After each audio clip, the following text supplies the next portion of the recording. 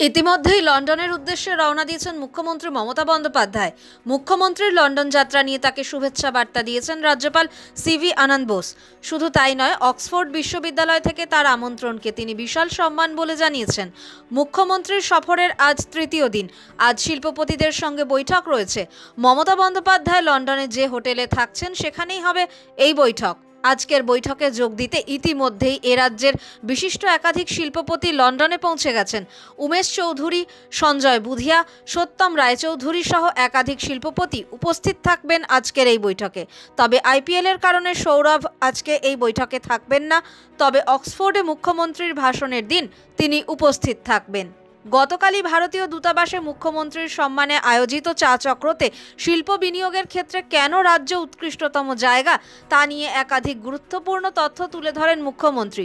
এমনকি বক্তব্য রাখতে গিয়ে একসময় মুখ্যমন্ত্রী মহিলা শিল্প উদ্যোগী নিয়ে কেন্দ্রের সমীক্ষায় রাজ্য যে শিরোপা পেয়েছে সে কথাও তার বক্তব্যে উঠে আসে। তিনি বলেন, কর্মসংস্থানের সেরা ঠিকানা হলো বাংলা। ক্ষুদ্র শিল্প থেকে তথ্য প্রযুক্তি সব জায়গাতেই এগিয়ে আমাদের রাজ্য।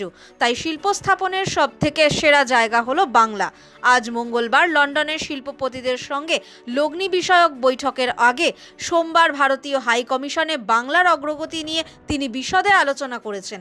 আগামী দিনে যে চাকরির সেরা ঠিকানা কলকাতা তা তার বক্তব্যে ফুটিয়ে তোলেন। তিনি বলেন, খড়গপুর আইআইটির মতো পড়ার জায়গা আমাদের বাংলাতেও আছে।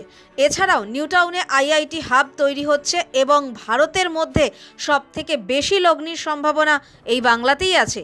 এখানে স্পষ্টতই তিনি বাংলার পড়ুয়া তথা সকল জায়গায় ছাত্রছাত্রীদের জন্য এক সোনালী ভবিষ্যৎ তৈরির পরিকল্পনা করেছেন। পুরো বিশ্বের কাছে শুধু বাংলাকে তুলে ধরা না, কিভাবে বাংলার পর্যটন শিল্পকে সকলের কাছে তুলে ধরবেন সেই চেষ্টাই তিনি করছেন। এবারের লন্ডন সফরে ব্রিটেন ও বাংলার যোগাযোগ বৃদ্ধির পাশাপাশি কলকাতা ও লন্ডনের সম্পর্ক আরও প্রাণবন্ত করতে তৎপর হয়েছেন মাননীয় মুখ্যমন্ত্রী। লন্ডন থেকে কলকাতার সরাসরি উড়ানের দাবি জানিয়েছেন তিনি। এর কারণ হিসেবে তিনি বলেছেন, কলকাতা থেকে লন্ডনের দূরত্ব মাত্র 8 ঘন্টা, কিন্তু ব্রেক জার্নির ফলে সময় লাগে প্রায় 18 ঘন্টা। তাই তিনি সময় বাঁচানোর কথা ভেবেই মূলত এই উড়ানের প্রস্তাব দিয়েছেন সকলের কাছে।